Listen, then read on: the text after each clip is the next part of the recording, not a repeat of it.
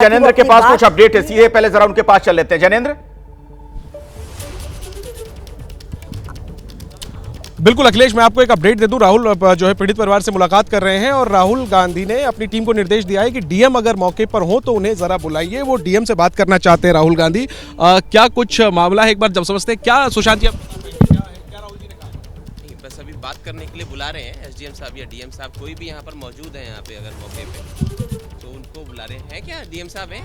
SDM साहब प्रशासन के अधिकारियों को बुला रहे हैं राहुल गांधी। प्रशासन के अधिकारियों से बात करना चाह रहे हैं। तो राहुल गांधी जो है वो पीड़ित परिवारों से बात करने के बाद अब उन्होंने प्रशासन के अधिकारी जो मौके पर हैं, संभवतः एसडीएम है मौके पर, हालांकि राहुल गांधी ने डीएम को बुलाया है, लेकिन एसडीएम मौके पर हैं। वो बताया गया प्रशासन की तरफ से कि वो पीड़ित परिवार और राहुल गांधी की जो बातचीत हो रही है वो भी पहुंचेंगे और संभवतः हो सकता है कि राहुल अपनी तरफ से जो एसडीएम है उन्हें कुछ निर्देश दें, उन्हें कुछ सलाह दें। जो पीड़ितों की बात है वो अपने शब्दों में राहुल उन तक पहुंचाएं और इसके लिए राहुल गांधी की टीम के द्वारा जो है वो स्थानीय एसडीएम को बुलाया है। अब हमें भी इंतजार है कि एसडीएम जो है वो मौके पर अगर हैं तो वो कहाँ हैं, क्योंकि कोई मूवमेंट तो ऐसी नज़र नहीं आ रही है। यहाँ पर जो स्थानीय पुलिस है वो बड़ी संख्या में है। राहुल गांधी के दौरे के मद्देनज़र परिवार की सुरक्षा के लिए सीआरपीएफ की टुकड़ी है और राहुल चाहते हैं कि वो जो प्रशासनिक अधिकारी हैं, वो डीएम हो या एसडीएम हो स्थानीय, उन्हें बुलाया जाए और उन तक बात पहुँचाई जाए। तो इंतज़ार है कि एसडीएम जो है वो कब अंदर जाते हैं। इंतज़ार कर रहे हैं राहुल गांधी प्रशासनिक अधिकारियों का कि जो परिवार की समस्या है जो वो राहुल गांधी प्रशासन तक पहुंचाएं और इसके लिए प्रशासनिक अधिकारियों को राहुल गांधी ने तलब किया है। अखिलेश, जैनेंद्र, मैं दोबारा आपके पास लौटूंगा तो राहुल गांधी अंदर मौजूद हैं और लोगों से उनकी मुलाकात चल रही है। उनका ये कहना था, उनका कोई प्रतिनिधि थोड़ी देर पहले बाहर आया, आप देख रहे थे हमारे सहयोगी जैनेंद्र से बातचीत करते हुए, वो कह रहे थे कि अगर प्रशासन का कोई बड़ा अधिकारी है जैसे डीएम हो या फिर एसडीएम तो अंदर आए, राहुल गांधी उनसे बात करना चाह रहे हैं। ये संदेश राहुल गांधी ने अंदर से बाहर भिजवाया। बहरहाल ये तस्वीरें तो हम आपको दिखाते ही रहेंगे। एक बार फिर से इस पूरे मामले की जो चर्चा हो रही है, ऐसे में जरा मैं प्रतिमा के पास एक बार फिर से आपको लिए चलता हूं। न्यूज रूम से मेरी सहयोगी जुड़ी हुई है लगातार हमारे साथ। प्रतिमा, उस दौरान आपने जो रिपोर्टिंग की थी उसकी भी बहुत चर्चा हुई थी। आप जब उस गांव में प्रवेश कर रही थी, प्रशासन के द्वारा रोका गया था, पुलिस बंदोबस्त नजर आ रहा था, तब के हालात में और अब में कुछ फर्क आपको महसूस हो रहा है? क्योंकि आज भी पीड़िता के परिवार वालों से आपकी बातचीत हुई होगी। जी अखिलेश, आपको बता दूं कि आज सुबह ही पीड़िता के भाई से मेरी बात हुई है, जिनकी तरफ से बताया गया था कि पुलिस के तमाम आला अधिकारी यहाँ हैं और वो दूसरों के थ्रू, जैसे मैंने कॉल किया तो हो सकता है और भी मीडिया संस्थानों से लोगों ने कॉल किया हो पूछने के लिए कि क्या राहुल गांधी वहाँ आ रहे हैं, क्योंकि रात से इस बात की सुगबुगाहट तेज हो गई थी। तो उनकी तरफ से इस बात को डिनाई किया गया कि नहीं, ऐसी जानकारी उनके पास नहीं है। हालांकि जिस वक्त मेरी पीड़िता के भाई से बात हो रही थी, उनका कहना था एसपी साहब इस वक्त मेरे सामने बैठे हैं, यानी एसपी वहाँ मौके पर उनके घर पर बुल्ढाना में उनके गाँव में मौजूद थे और उनसे कुछ बातचीत चल रही थी और इसलिए फिर मेरी और ज्यादा बातचीत नहीं हो पाई। लेकिन अभी तस्वीरों में हम देख रहे हैं राहुल गांधी वहां पहुंचे हुए हैं और जिसका जिक्र आपने किया अखिलेश कि 4 साल पहले 2 अक्टूबर का वो दिन था जब एबीपी न्यूज ने कोशिश की थी कि वो हर दिन की तरह, क्योंकि ये वाकया सामने आने के बाद हर दिन एबीपी न्यूज की टीम पीड़िता के परिवार वालों के पास पहुंच रही थी उनका हालचाल जानने के लिए और ये जानने के लिए कि अब इस पूरे मामले में केस कहां तक आगे बढ़ा है। लेकिन 2 अक्टूबर के दिन पूरे बैरिकेडिंग लगा के गांव के आसपास के तमाम जो एंट्री पॉइंट्स है उन्हें पुलिस प्रशासन की तरफ से ब्लॉक कर दिया गया था और उसी बात पर एबीपी न्यूज ये सवाल पूछ रहा था कि ऐसा क्या है कि पीड़िता के परिवार से मीडिया वालों को मिलने नहीं दिया जा रहा और उसी को लेकर एबीपी न्यूज का 27 घंटे तक सत्याग्रह चला था, जो रिपोर्ट देश के तमाम दर्शकों ने देखी थी और उसके लिए एबीपी न्यूज की सराहना भी की थी। लेकिन तस्वीर नहीं बदली है। तस्वीर इस लिहाज से नहीं बदली है क्योंकि जब हमने इस जगह को 1 साल बाद रिविजिट किया था ये जानने के लिए कि अब परिवार किस हालात में जीने को मजबूर है, तो सीआरपीएफ की तैनाती अखिलेश तब भी उस घर पर थी, उस गांव के आसपास थी और आज भी वही तस्वीर हम देख रहे हैं। भले ही राहुल गांधी पहुंचे तो उनके साथ सुरक्षा इंतजाम आपको देखने को मिल रहे हैं, लेकिन ये परिवार हर दिन इसी तरीके से जीने को मजबूर है और उन्हें इस बात का डर सताता है कि कहीं कोई अनहोनी ना हो जाए। इसीलिए परिवार की जो सबसे बड़ी मांग इस वक्त है वो चाहता है कि वो ये गांव छोड़कर कहीं और रिलोकेट हो जाए।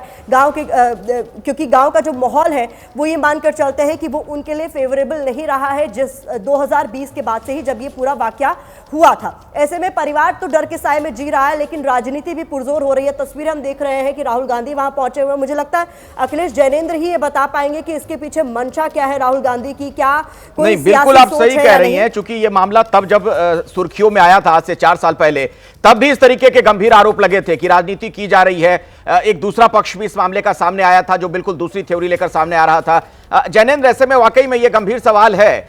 जरा मुझे ये बताइए, वहां पर कुछ लोगों से भी आपकी बातचीत हुई होगी, अचानक से जो राहुल गांधी के वहां पहुंचने का प्लान बना, जो पीड़िता के परिवार ने संपर्क किया था, क्या अभी किया था, कुछ दिन पहले किया था, कुछ और भी अंदर खाने से पता चल पा रहा हो, जरा बताइए।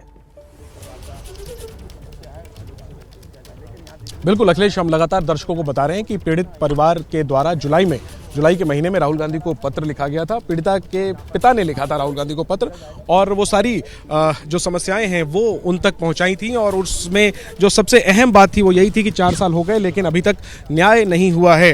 एक तो जो 4 आरोपी थे उसमें से 3 बरी हो गए, और दूसरी तरफ जो वादे किए गए थे शासन के द्वारा, सरकार के द्वारा, वो जो है वो अधूरे रहे, आधे अधूरे रहे। मुआवजा तो मिला लेकिन घर नहीं मिला, नौकरी नहीं मिली। और इन सब के बीच राहुल से संपर्क तो जुलाई में किया गया था। राहुल गांधी की टीम जो है ये कार्यक्रम बना रही थी, परिवार के लगातार संपर्क में थी, और आज फाइनली जो है वो राहुल गांधी हम लोगों के लिए तो ज़रूर अचानक से आए, परिवार के लिए ये अचानक वाला लम्हा नहीं है। परिवार के संपर्क में कांग्रेस के नेता और गांधी परिवार जो है वो पहले भी रहा है, और इन्हीं सब के बीच राहुल यहाँ पहुंचे। अगर गांव के लोग हमसे बात करना चाहेंगे, हम जरूर उनसे पूछेंगे कि राहुल के दौरे को लेकर वो क्या सोचते हैं। आप क्या कहेंगे? राहुल जी पहुंचे यहाँ पर पीड़ित परिवार से मिलने के लिए। तो राहुल जी कछु का और पूछो। आप नहीं बोलना चाहते? आप गांव से हैं? आप लोग गांव से हैं क्या? आप गांव से हैं? आप लोग गांव से नहीं। अच्छा, राहुल गांधी यहाँ पहुंचे हैं, आप आसपास से तो होंगे, ये मामला आपको पता होगा। राहुल गांधी यहाँ पहुंचे हैं, आप लोग इसको कैसे देख रहे हैं? बढ़िया देख रहे हैं। घर में घुस गए अकेले आके, वो देखो ये सब एक पीड़ित परिवार से ही बता रहे हैं। ये देखें कि ये दूसरे पीड़ित परिवार तो भी है, उससे क्यों नहीं बता रहे हैं? ये दूसरे परिवारों से भी उन्हें मिलना चाहिए। हाँ, गुना। ठीक, आप यही गांव से? नहीं, आप यहाँ गांव? हाँ भैया। क्या नाम है आपका? मेरा नाम दीपचंद सिंह सिसोदिया है। अच्छा, तो दीपचंद जी, ये राहुल गांधी का ये जो दौरा है 4 सालों के बाद वो पहुंचे यहाँ पर, आप लोग इसको कैसे देख रहे हैं? ठीक है, अच्छा है। उनकी जो अपनी वो प्रक्रिया अच्छा है, वो पीड़ित परिवार से मिलने बड़ी खुशी की बात है। क्या लगता है, दर्द बांटने पहुंचे या सियासी दृष्टि से पहुंचे? ये सियासी दृष्टि से आए हुए गांव के अंदर। अगर इन्हें पीड़ित परिवार से दोनों पक्षों से मिलना चाहिए था। अगर इन्हें वो था तो इन्हें दोनों पक्षों से मिलना चाहिए। दोनों पक्ष से क्यों मिले इस मामले में? पीड़ित तो एक परिवार है ना, जिसकी बेटी के साथ दरिंदगी हुई कथित तौर पे, जो अब इस दुनिया में नहीं है, जिसका आनंद फानन में जिसका अंतिम संस्कार किया गया, तो दूसरे परिवार से क्यों मिलना? देखिए, ऐसा है, भावना, वो भी तो निर्दोषी व्यक्ति, कुछ लोगों की नज़र में तो वो भी निर्दोषी हैं। तो उनसे भी मिले, दोनों से बातें करें, इससे क्या मतलब है भाई? इनके लिए ये तो राजनीतिक पद पर बैठे हुए आदमी हैं, इनके लिए तो सभी सारी जनता समान है। बिल्कुल, देखिए, तो यही जो गांव में जो नजरिए हैं, 2 नजरिए हैं, उसकी ये कहीं ना कहीं तस्वीर है। और यही वजह है कि जो पीड़ित परिवार है वो गांव छोड़ना चाहता है और चाहता है कि उन्हें बाहर कहीं अलग घर मिले। आप लोग क्या इसी गांव से? नहीं। अच्छा, आप लोग सरकार की तरफ से आए हैं। तो देखिए, राहुल गांधी के आने की वजह से कौतूहल है गांव में। लोग अपनी छतों से देख सकते हैं आप, जैसे इस प्रकार से पुलिसकर्मी भी हैं छतों पर सुरक्षा के मद्देनजर, और लोग भी हैं जो दूर से राहुल गांधी के इस दौरे को देख रहे हैं।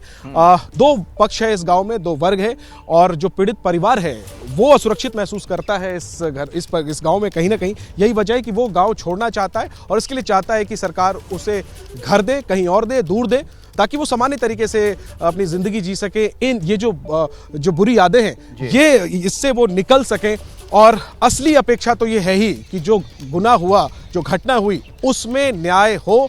जो पीड़िता इस दुनिया में नहीं है, जिसका अंतिम संस्कार भी मुकम्मल तरीके से हम कहें नहीं हो पाया, आनंद फानन में हुआ वो सब कुछ, और इसी वजह से बड़े सवाल उठे, ये बड़ा मामला बना। 4 साल बीत गए अखिलेश। सोचिए, इस देश की में जो मामला सुर्खियों में रहा हो, पूरे देश की नज़र जिस मामले पे रही हो, उस मामले में 4 साल बाद भी अगर पीड़ित परिवार ये कहता है कि उसके साथ न्याय नहीं हुआ है, तो ये बड़ा सवाल है सबके लिए, न्याय व्यवस्था के लिए भी, राजनीतिक व्यवस्था के लिए, प्रशासन के लिए भी। और शायद यही सवाल आज उठ रहे हैं क्योंकि राहुल गांधी यहाँ पहुंचे। जवाब कुछ राजनीतिक मेहमानों से भी लेता हूं। मेरे साथ भारतीय जनता पार्टी से राजेश चौधरी जुड़ गए, प्रवक्ता हैं आप।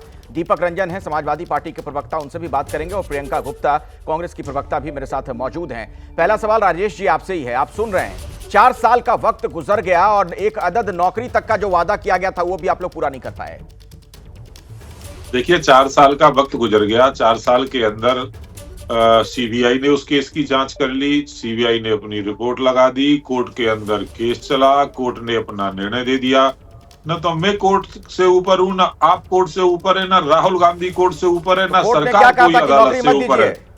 अदालत ने जो निर्णय दिया है उस निर्णय को स्वीकार करना होगा। अरे राजेश चौधरी जी, वो जो कानूनी पक्ष है उस पर मैं बात करूंगा, उसका जवाब मैं लेता हूं बाकी पार्टी के लोगों से, लेकिन पीड़िता जो है उनके परिवार के लोग कह रहे हैं कि उन्हें नौकरी तक का नहीं दी गई, वादा किया गया था, तो क्या अदालत ने ऐसा कहा था कि नौकरी मत दीजिए?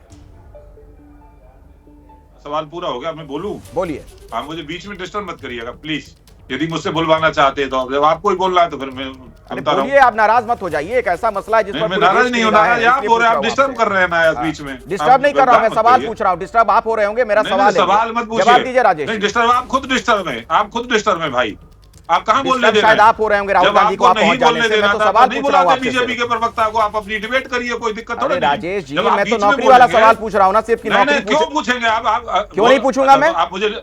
आप मुझे स्क्रिप्ट लिख के दे दीजिए, क्या बोलना है? अरे भाई, आप कह रहे हैं क्यों पूछेंगे? अधिकार तो मेरा है पीड़ित ना। का परिवार, पीड़िता का परिवार ये ना सवाल पूछ रहा है, राहुल गांधी को इसीलिए बुलाया गया वहां पर, वही तो मैं पूछ रहा हूँ आपसे। मेरा है, आपका नहीं है। आपका प्रश्न करने का अधिकार है, आप प्रश्न करिए, बोलने का प्रश्न ही पूछ रहा हूँ, आप मुझे बोलने दीजिए। अच्छा ठीक है, बोलिए, चलिए बोलिए आप। हाँ, कोर्ट में केस चला, गवाह सबूत सब हुआ, कोर्ट ने जो डिसीजन दिया वो डिसीजन सबके सामने है, आप भी उसको जानते हो, उस पर भी हमको चर्चा करनी चाहिए।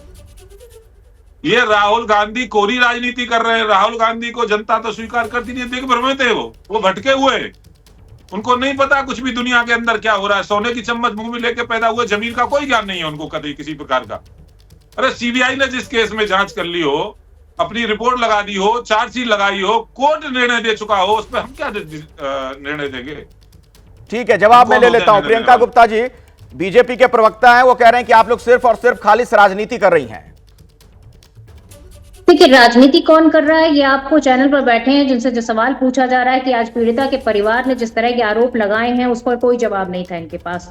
3 आरोपी पूरी तरीके से बरी हो गए। किस लिए बरी हो गए? क्योंकि उसके ऊपर बलात्कार का जो केस चला था वो भी वापस ले लिया गया। मैं जानना चाहती हूँ कि आखिर उत्तर प्रदेश में बलात्कारियों के साथ इतना प्रेम क्यों है? और सिर्फ यही केस नहीं, आप देखिए कि जो बीएचयू की छात्रा से उसमें भी तीनों के तीनों आरोपी बरी हो गए। बलात्कारियों को बरी करने में भारतीय जनता पार्टी की जो भूमिका रहती है वो आप साफ देख सकते हैं। आज उस परिवार की जो स्थिति है, समाज कल्याण टीम आज पहुंच पाई है वहां पर कि जो बरी हुए लोग वो अदालत से बरी हुए हैं, कोई बीजेपी की अदालत थोड़ी है वो। अरे भाई, तो सबूत कौन देता है? जब सबूत के अभाव होंगे तो अदालत बरी ही कर देगी ना। सबूत देना किसका काम होता है? जब रात रात आप उस बच्ची को पेट्रोल डालकर जला देंगे तो सबूत कहां से आएंगे? और उस बच्ची का जो भी न्याय होना था उसे न्याय तो मिला नहीं, पर उसके साथ में उसके परिवार की स्थिति आज इतनी दयनीय है जिसे आप खुद बयां कर रहे हैं।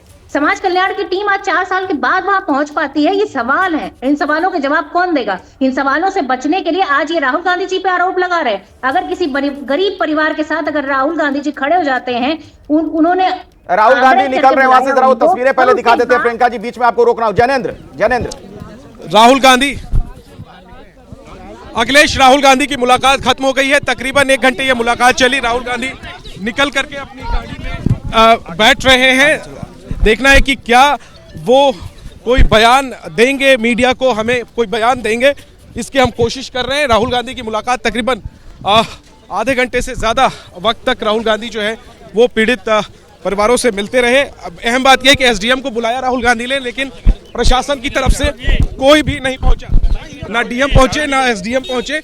और अब राहुल गांधी जो है वो निकल चुके हैं। हम कोशिश कर राहुल जी कुछ कहना चाहेंगे? राहुल जी कुछ कहना चाहेंगे? सर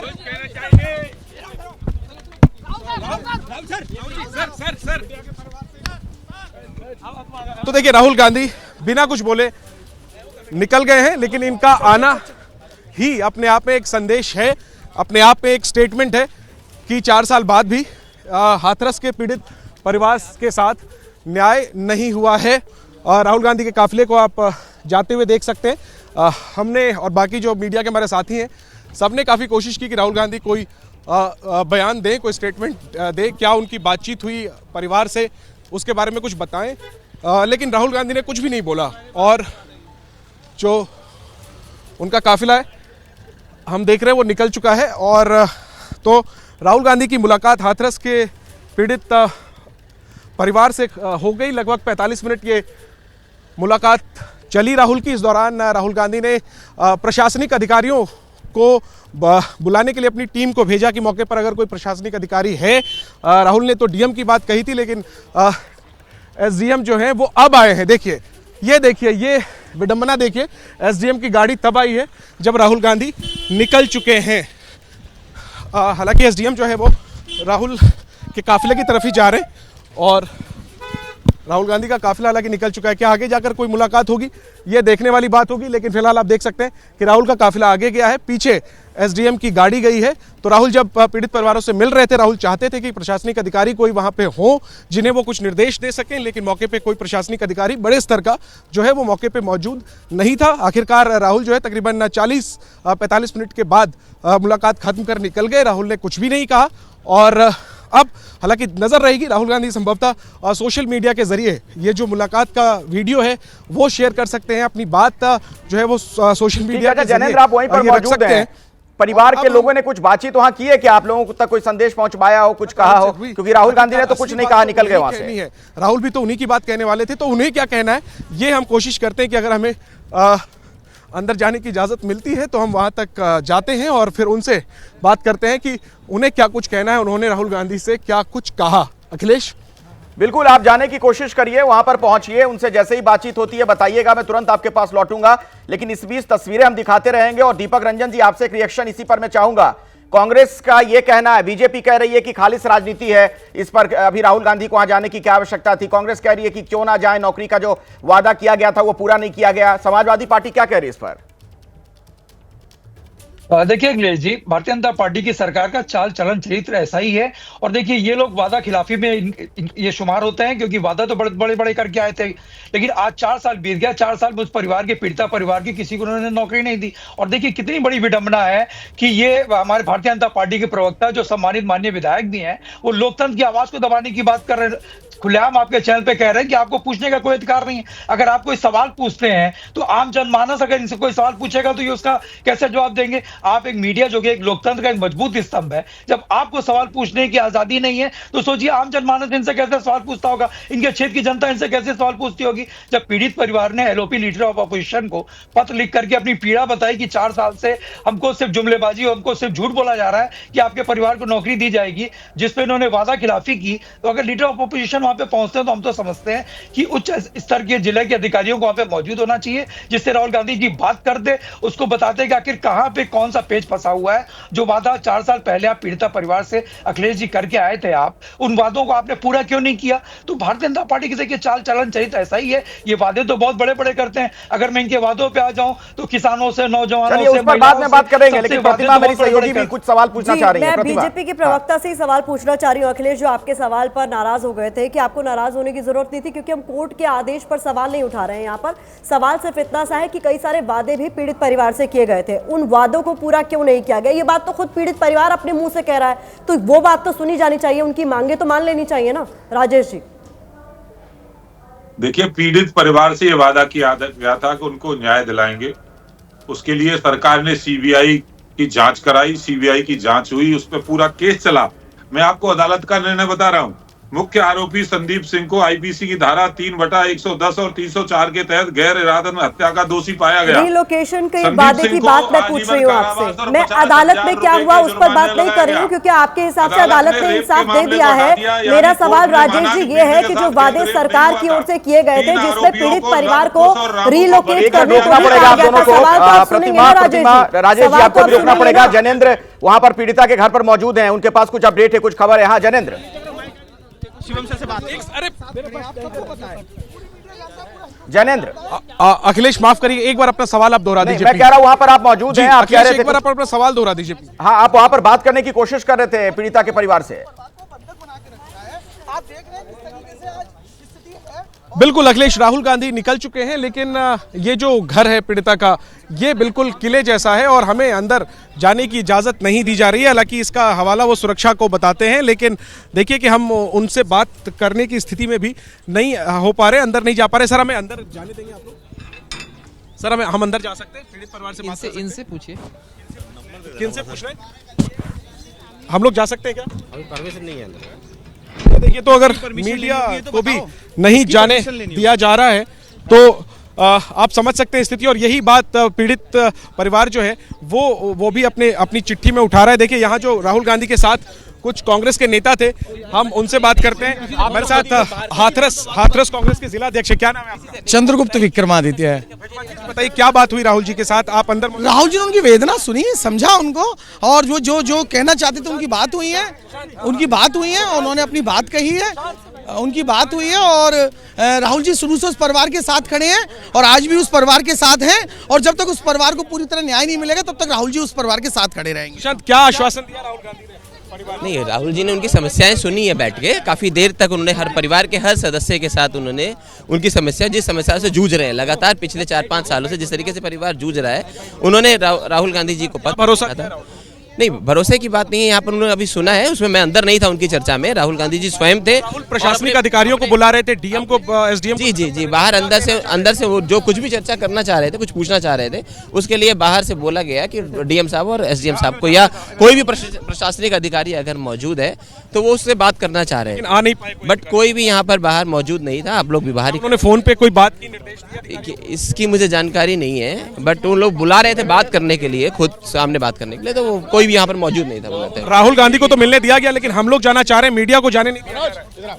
हम मीडिया, ये तो देखिए परिवार है, परिवार की अगर कुछ भी कष्ट है तो उसके तो जानकारी सबको मिलनी चाहिए। जो 5 साल से परिवार जूझ रहा है, जिसके परिवार की एक बिटिया खोई हो, उसके बाद तो सुन रहे हैं आप, ये राहुल गांधी की टीम के लोग हैं, स्थानीय जिला कांग्रेस के लोग हैं जो राहुल गांधी से पहले यहां पर पहुंचे थे, परिवार के संपर्क में थे, और वो बता रहे हैं कि हालांकि राहुल गांधी की जब बातचीत हुई परिवार के साथ तब वो अंदर मौजूद नहीं थे। तो क्या बात, ये बात भी थोड़ी हैरान करती है कि वहां पर अगर आप लोग बात करना चाह रहे हैं पीड़िता के परिवार से, तो क्यों नहीं बात करने दिया जा रहा है? एक आखिरी सवाल राजेश जी, अब वक्त नहीं है, आखिरी सवाल, अदालत के फैसले पर तो आपने सारी बातें कह दी, एक आखिरी सवाल ये है मेरा कि जो नौकरी की मांग है इनके परिवार की और वहां से रिलोकेट करवाना चाहते हैं अपने आप को, तो इन मांगों पर सरकार कब सुनवाई करेगी, सरकार कब सुनेगी? अदालत ने तो फैसला दे दिया। सबसे पहली मांग थी न्याय की, इस केस में न्याय हुआ है, किसी के साथ अन्याय नहीं हुआ। आरोपी को आजीवन कारावास हुआ है, 50,000 रुपए का जुर्माना हुआ है, और 6 बयान उस बेटी ने दिए थे, मीडिया को अलग, पुलिस को अलग, अदालत और ये जो जांच एजेंसी थी उनको अलग, सब पर अदालत ने बहुत गंभीरता से विचार करके उसका मनन करके न्याय हुआ है, और हमको अदालत पर भरोसा करना चाहिए। यही तो मांग थी ना कि न्याय होना चाहिए उसके साथ। वाले सवाल पर जवाब नहीं देना चाहता है शायद, वक्त इतना ही है। राजेश जी बहुत बहुत शुक्रिया हमारे साथ जुड़ने के लिए आपका। दीपक रंजन जी आपका भी धन्यवाद, प्रियंका हमारे साथ जुड़ी हुई थी, आपका भी शुक्रिया। प्रतिमा धन्यवाद आपका भी। अभी का एक बड़ा अपडेट आपको देते हैं। प्रधानमंत्री मोदी से मिले हैं महाराष्ट्र के सीएम देवेंद्र फडणवीस। दिल्ली में प्रधानमंत्री मोदी से उनकी मुलाकात हुई है। संसद भवन परिसर में अमित शाह से भी अजीत पवार की मुलाकात हुई। तो 2 प्रमुख मुलाकातें। सरकार गठन के बाद प्रधानमंत्री मोदी से महाराष्ट्र के सीएम देवेंद्र फडणवीस की जो मुलाकात हुई उसकी तस्वीर भी आपको दिखा रहे हैं। दिल्ली में मुलाकात हुई है और संसद भवन परिसर में अमित शाह से मिले हैं डिप्टी सीएम अजीत पवार। तो आप देख रहे हैं इन तस्वीरों में गुलदस्ता भेंट किया देवेंद्र फडणवीस ने प्रधानमंत्री मोदी को। ये दिल्ली में मुलाकात हुई दोनों की, प्रधानमंत्री से मिलने के लिए आए थे महाराष्ट्र के मुख्यमंत्री। और अब अभी की बड़ी खबर आपको बता दें, प्रधानमंत्री नरेंद्र मोदी से देवेंद्र फडणवीस की मुलाकात हुई है। महाराष्ट्र के सीएम प्रधानमंत्री से मिलने के लिए पहुंचे हैं, दिल्ली में यह मुलाकात हुई है। और संसद भवन परिसर में अमित शाह से अजीत पवार की मुलाकात हुई। तो महाराष्ट्र के मुख्यमंत्री और उप मुख्यमंत्री दोनों दिल्ली में। मुख्यमंत्री देवेंद्र फडणवीस ने प्रधानमंत्री मोदी से मुलाकात की। ये देख रहे तस्वीरें भी सामने आ गई हैं। और एक और मुलाकात हुई जो संसद भवन परिसर में हुई। गृह मंत्री अमित शाह से मिले हैं महाराष्ट्र के उप मुख्यमंत्री अजीत पवार। तो देख रहे हैं आप जो ये मुलाकात हुई प्रधानमंत्री मोदी के साथ देवेंद्र फडणवीस की, उस दौरान की तस्वीरें हैं। फूलों का गुलदस्ता प्रधानमंत्री को दिया गया और शॉल ओढ़ाकर इस तरीके से उनका सम्मान भी किया गया। मेरे साथ मेघा प्रसाद हमारी सहयोगी मौजूद हैं फोन लाइन पर। मेघा, ये जो मुलाकात हुई सिर्फ औपचारिक मुलाकात के तौर पर देखें या कुछ मायने मतलब ही निकाले जा रहे हैं इसके?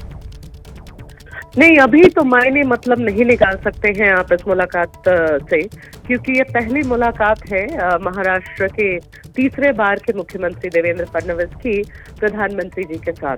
स्वेरिंग इन के लिए प्रधानमंत्री जी खुद ही आए थे मुंबई, लेकिन उसके बाद जब उन्होंने कार्यभार संभाला उसके बाद ये पहली मीटिंग है।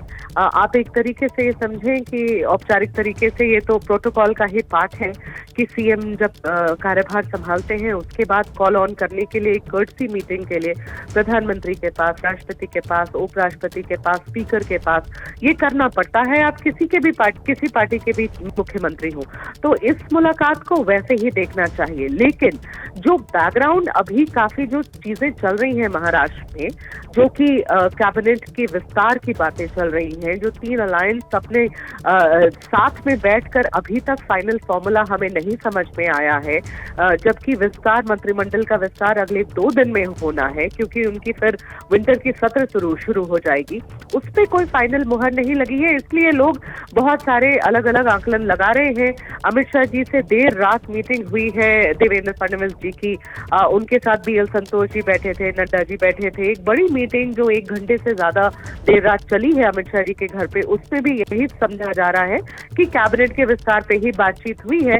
अब प्रॉब्लम यहाँ हो रही है कि 3 अलायंस पार्टनर्स हैं और हर किसी को जितना ज्यादा वो अपने लिए कैबिनेट की बर्थ ले सके उतनी कोशिश की जा रही है। तो कहीं ना कहीं एक फाइनल फॉर्मूला पर मुहर लगाने की कोशिश की जा रही है। लेकिन अभी जो प्रधानमंत्री से मुलाकात देवेंद्र फडणवीस जी की है, ये आप सिर्फ एक शिष्टाचार, एक कर्टसी मीटिंग के हिसाब से ही देखेंगे। अगर कोई बातचीत उनसे हुई भी आपस में इन दोनों की, तो इतना तो मैं कह सकती हूँ कि ये बात कभी बाहर आएगी नहीं और हमें पता चलेगा। आप हमारे साथ जुड़ी रहे हैं, मैं दोबारा लौटता हूं आपके पास।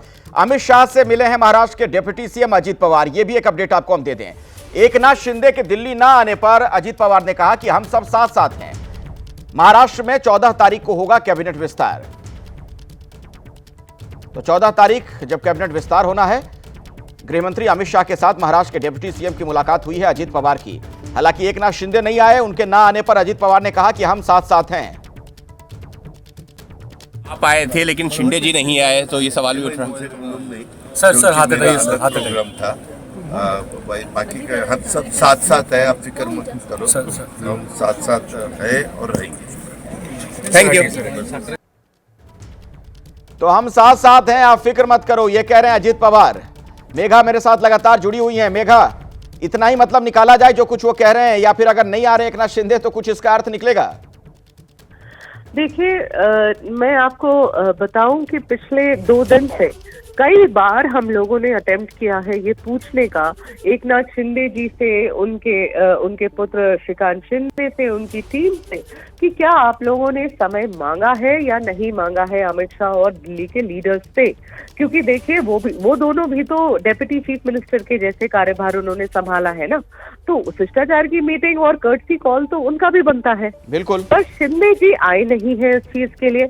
अब एक तो बीजेपी कहेगी कि बेवजह आप लोग मतलब निकालते हैं, लेकिन ये समझने की जरूरत है हमें, पॉलिटिकली ये इम्पोर्टेंट है कि अजीत पवार आते हैं कल। जब देवेंद्र फडणवीस जी आते हैं उसके तुरंत बाद अगले ही फ्लाइट से अजीत पवार भी दिल्ली में लैंड करते हैं। हाँ, ये सही है कि अमित शाह जी के घर पर वो नहीं थे कल रात में, ऐसी साथ में कोई मीटिंग नहीं हुई, लेकिन अजीत पवार जी को आज सुबह मिलने का मौका मिला अमित शाह जी से पार्लियामेंट में। और जब ये 2 लोग 3 में से 2 आकर मुलाकात करके जाते हैं अमित शाह जी से और शिंदे जी नहीं आते हैं, तो वाजिब सवाल तो उठता है कि क्या आपने समय मांगा और नहीं मिला, या आपने समय मांगा ही नहीं, आपको जरूरत ही नहीं लगी कि आप अमित शाह जी से समय मांगे। तो ये देखिए, ये सारी बातें तो चलेंगी। और अजीत पवार के जवाब से भी आपको आकलन लगाना चाहिए। सवाल तो सिर्फ इतना ही पूछा गया था कि शिंदे जी नहीं आए, और उनका कहना है कि हम साथ साथ हैं, क्योंकि पॉइंट वही है, सब वही जानना चाहते हैं कि प्रॉब्लम कहाँ हो रही है और विस्तार पे क्यों फाइनल बातें हमें नहीं पता चल रही है कि किसको कितना। देखिए, नंबर पे तो हमने एबीपी ने ही ब्रेक किया है सुबह में कि 20 कैबिनेट मिलेंगे भारतीय जनता पार्टी को, 10 मिलेंगे अजीत पवार को और 12 शिंदे को, लेकिन पोर्टफोलियो का डिवीजन, कौन सा पोर्टफोलियो किसके पास जाएगा, ये इस पर अंतिम रूपरेखा जो है वो अभी भी हो रही है। शिंदे जी क्यों नहीं आए, नजर बनाकर रखिएगा मेघा। और बहुत सही विश्लेषण आपने किया कि अजीत पवार से सवाल तो सिर्फ यही पूछा गया था कि क्यों नहीं आए एकनाथ शिंदे, वो कह रहे हैं कि हम साथ साथ हैं। सुनिए। लगाना मत भाई sir, all leaders are here, yesterday CM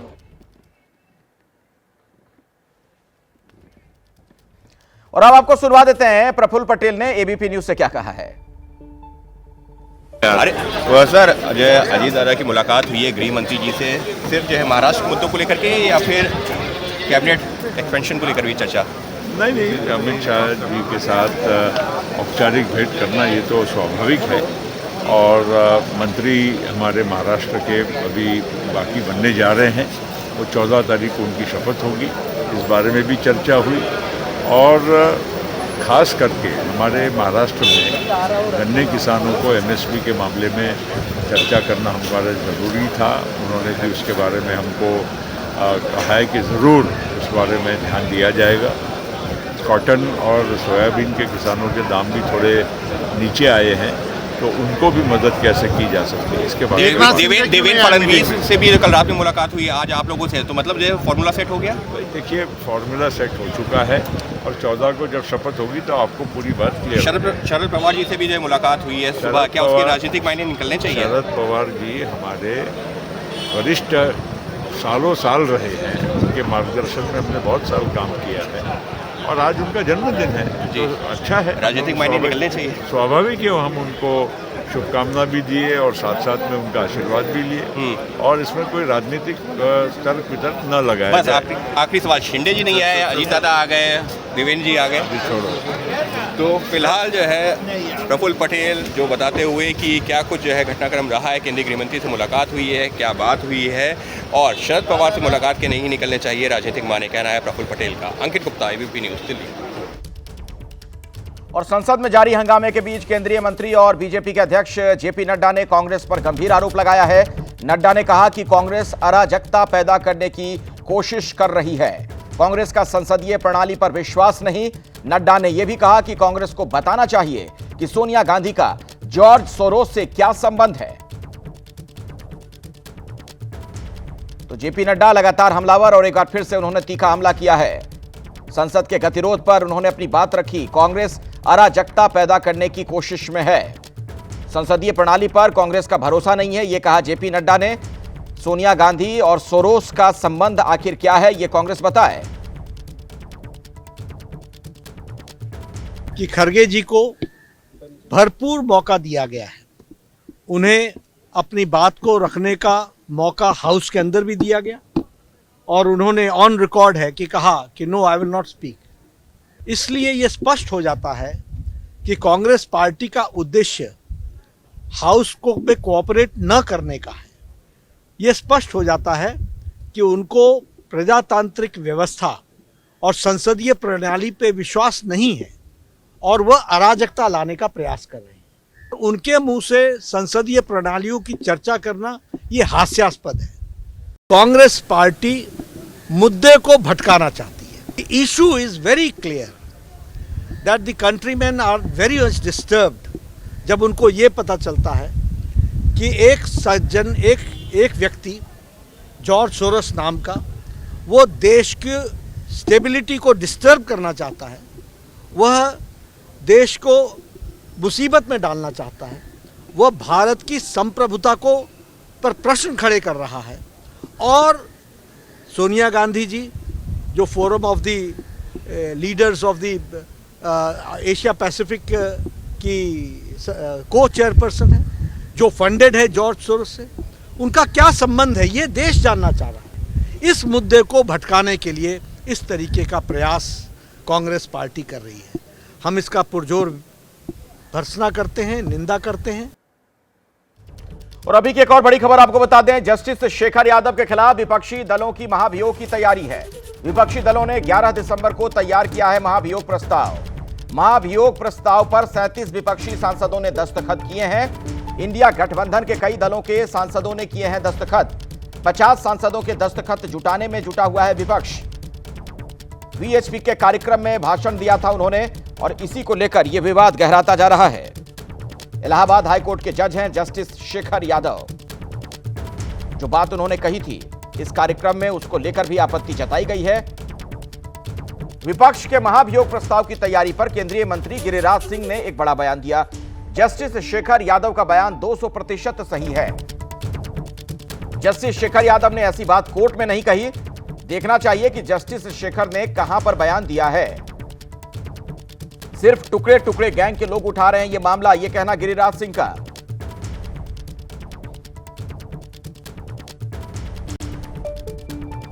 फिर कह रहा हूं, जो शेखर यादव जी माननीय न्यायाधीश महोदय ने जो बयान दिया है वो बयान 200% सही है और उस बयान में ये देखने की जरूरत थी कि वो कहाँ दे रहे थे, किस मंच पर दे रहे थे। यादव जी माननीय न्यायाधीश महोदय ने कोई कोर्ट में नहीं ऐसी बात कही है, इसलिए ये टुकड़े टुकड़े गैंग के लोग हैं वही चेहरे। बीजेपी सांसद दिनेश शर्मा ने महाभियोग के मुद्दे पर विपक्ष पर निशाना साधा। उन्होंने कहा कि जब मामले में खुद सुप्रीम कोर्ट ने संज्ञान लिया है, फिर विपक्षी दलों को भरोसा क्यों नहीं? तो संविधान के खिलाफ बात करने का अधिकार किसी को नहीं, यह बात संजय सिंह ने भी कही। पक्ष अभी तक का अपरिपक्व, दिशा विहीन और एक जिसको कहना चाहिए था अनर्गल प्रलाप करने वाला विपक्ष के रूप में आया था। लेकिन संवेदनशीलता उनमें नहीं है, ये बात तो सही है, लेकिन वो अधिकारों का भी अतिक्रमण करेंगे और न्यायिक व्यवस्था में भी हस्तक्षेप करेंगे, ये एक दुखद पहलू है। विपक्ष का कहना है कि सुप्रीम कोर्ट सक्षम है, उस पर विश्वास करें और कहीं पर इस प्रकार की छोटी मोटी कहीं भी विसंगति आती है सुप्रीम कोर्ट संज्ञान लेता है। लेकिन जिस घटना की बात वो कर रहे हैं, इनको इसका विश्लेषण भी करना चाहिए। उन्होंने किस संदर्भ में कहा, उस संदर्भ क्या था और उनके वाक्य क्या थे, वाक्य का अर्थ या इशारा किधर था। जाहिर सी बात है, एक निष्पक्षता के भाव से कोई अगर अपना मत व्यक्त करता है तो उसका विश्लेषण करे बगैर आप न्यायालय का भी अतिक्रमण कर दें, अधिकारों का अतिक्रमण कर दें और न्यायिक व्यवस्था को भी आप दबाव में लेने की कोशिश करें, ये कांग्रेसी कल्चर हमेशा से रहा है। तो विपक्ष के कई सांसद जहां महाभियोग की तैयारी में है, वहीं आपने सुना सत्ता पक्ष के लोगों का इस पर क्या कहना था। ये पूरा विवाद क्या है वो भी हम आपको बता दें। जो बयान दिया गया था उसको लेकर सवाल क्यों खड़े किए जा रहे हैं, इसे जरा समझिए। हिंदुस्तान में रहने वाले बहुसंख्यक के अनुसार ही देश चलेगा, ये बात कही गई थी जस्टिस यादव की तरफ से। इस देश को अपनी मां कहने वाला हिंदू जो कठमुल्ला हैं वो देश के लिए घातक हैं, जनता को भड़काने वाले लोग हैं, उनसे सावधान रहने की जरूरत है। जस्टिस शेखर यादव ने इस कार्यक्रम में ये बातें मंच से कही थी और इसी को लेकर विवाद हो रहा है और विपक्ष के कई सांसद अब महाभियोग प्रस्ताव की तैयारी में हैं। वो बयान जिस पर विवाद हुआ वो भी हम आपको बता रहे हैं। विश्व हिंदू परिषद का यह कार्यक्रम था, उन्हीं के मंच से यह बात उन्होंने कही थी। संविधान के खिलाफ बात करने का अधिकार किसी को नहीं, अब ये कह रहे हैं संजय सिंह। देश सबका है, धर्म जाति के सम्मान का अधिकार संविधान देता है। ऐसी मानसिकता के व्यक्ति को जज के पद पर नहीं रहना चाहिए। आम आदमी पार्टी के सांसद संजय सिंह ने यह बात कही है। आम आदमी पार्टी के सांसद संजय सिंह। संजय जी, जो इलाहाबाद हाई कोर्ट के जस्टिस हैं, जस्टिस यादव, उनके खिलाफ आप लोग महाभियोग लाने की तैयारी? देखिए, इस देश में किसी भी न्यायाधीश को ये अधिकार नहीं है कि वो संविधान के खिलाफ कोई बात करे। ये देश सबका है। इस देश में सभी धर्मों जातियों का सम्मान भारत का संविधान हमें देता है। तो कोई न्यायाधीश के पद पे बैठा हुआ व्यक्ति अगर ये मानसिकता रखता है तो उसको नहीं रहना चाहिए उस पद पे, इसलिए हमने साइन किया उसको। नहीं तो उसमें जो है, लेकिन सत्ता पक्ष की तरफ से लगातार यही कहा जा रहा है कि किस परिप्रेक्ष्य में कहा था वो भी समझने की जरूरत है। और सुप्रीम कोर्ट जब संज्ञान ले चुका है, सत्ता पक्ष तो बर्बाद करना ही चाहता है इस देश को। सत्ता पक्ष की आप क्या बात कर रहे हैं? उनका तो नाम ही मैंने भारतीय झगड़ा पार्टी रखा हुआ है। वो तो चाहते हैं इस देश 11 लाख बच्चे सरकारी स्कूलों से बाहर हो गए। एक भी सत्ता पक्ष के नेता का बयान सुना आपने? देश को बर्बाद करने पे लगे हुए हैं। सरकारी स्कूल बंद हो रहे हैं, अस्पताल बंद हो रहे हैं, लोगों के रोजगार खत्म हो रहे हैं, देश में गरीबी बढ़ रही है। उस पर कोई बात नहीं करते। ये इस पे ड्रामा करने के लिए सत्ता पक्ष बोल रहा है। सुप्रीम कोर्ट ने संज्ञान ले लिया है। भारत के संविधान से बढ़कर ना तो नरेंद्र मोदी जी हैं, ना इनकी सरकार है और ना देश का कोई न्यायाधीश है। भारत का संविधान सर्वोपरि है। और अब अगली खबर, समाजवादी पार्टी की कांग्रेस को नसीहत। संसद भवन परिसर में प्रदर्शन के तरीके पर यह नसीहत दी गई है। राहुल गांधी को गरिमा का ध्यान रखना चाहिए, यह समाजवादी पार्टी की तरफ से बयान दिया गया है। तो गरिमा का ख्याल रखें राहुल गांधी, समाजवादी पार्टी ये कह रही है। समाजवादी पार्टी ने नसीहत दी है कांग्रेस को। संसद भवन परिसर में प्रदर्शन के तौर तरीकों पर यह बात समाजवादी पार्टी की तरफ से कही गई है। तो समाजवादी पार्टी, जो कि कांग्रेस की सहयोगी है, इंडिया गठबंधन में दोनों घटक दल साथ साथ हैं, लेकिन अब समाजवादी पार्टी को यह तौर तरीका सही नहीं लग रहा है, राहुल गांधी के प्रदर्शन का तरीका, और ऐसे में यह सलाह दी गई। और एक्स पर जो पोस्ट लिखा गया है समाजवादी पार्टी की ओर से, वो भी हम आपको दिखा रहे हैं। जो प्रदर्शन का तरीका है उस पर उसमें सवाल खड़े करते हुए यह नसीहत कांग्रेस को दरअसल दी गई है। राहुल जनता से के जुड़े मुद्दे उठाएं, लेकिन प्रदर्शन का जो तरीका है उस पर सवाल खड़ा किया गया है और उसी पर यह सलाह दी गई है। मेरे साथ अंकित गुप्ता है फोन लाइन पर। अंकित, ये बड़ी हैरान करने वाली बात है कि समाजवादी पार्टी राहुल गांधी को इस तरीके से प्रदर्शन के तरीके पर सलाह दे रही है, क्या मतलब निकाले हैं? जी निश्चित तौर पर अखिलेश, और अखिलेश हमने ये भी देखा है कि संसद भवन में जब प्रदर्शन हो रहा है तो समाजवादी पार्टी के जो है नेता अक्सर उस प्रदर्शन में नजर नहीं आ रहे हैं। हालांकि इंडिया गठबंधन के बाकी दल नजर आते हैं, लेकिन समाजवादी पार्टी के नेता उसमें जो है उस तरह से बढ़ चढ़ कर हिस्सा नहीं लेते हैं। और अब ये जो जिस तरीके का ये पोस्ट सामने आया है, ये यही दिखा रहा है कि जो बाकी सहयोगी दल है भी इंडिया गठबंधन में, वो कांग्रेस द्वारा उठाए जा रहे मुद्दों से एक साथ एक प्लेटफॉर्म पे नजर नहीं आ रहे हैं। क्योंकि समाजवादी पार्टी हो या फिर जो है तृणमूल कांग्रेस हो या फिर अन्य दल, वो जो है उनका ये कहना है कि हमारे राज्यों के भी कई सारे ऐसे मुद्दे हैं जिसको लेकर के सदन में हम चर्चा करना चाहते हैं, लेकिन क्योंकि कांग्रेस लगातार अडानी के मुद्दे पर जो है चर्चा करना चाहती है, उसी मुद्दे को उठा रही है, उसके चलते सदन की कार्रवाई नहीं चल पा रही है और उसके चलते जो राज्य के मुद्दे हैं और बाकी पार्टियों के मुद्दे हैं वो नहीं उठ पा रहे हैं और इस वजह से सामने आया ये पोस्ट। जी ठीक है अंकित, बहुत बहुत धन्यवाद आपका।